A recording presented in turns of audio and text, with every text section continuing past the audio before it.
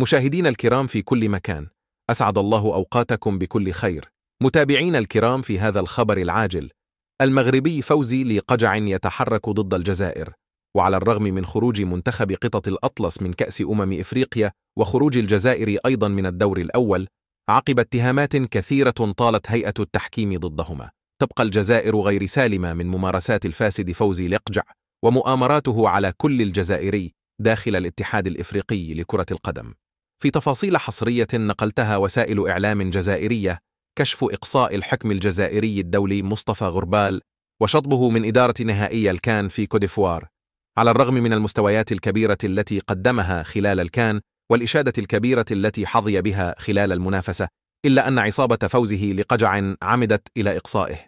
وتشير بعض المصادر إلى تورط فوزه لقجع في القضية والعمل على ترشيح حكام مغاربة لإدارة نهائي على حساب الصافرة الجزائرية، وهي خطوة غير مستبعدة تماما من طرف المتورط في قضايا فساد مشبوهة داخل الكاف.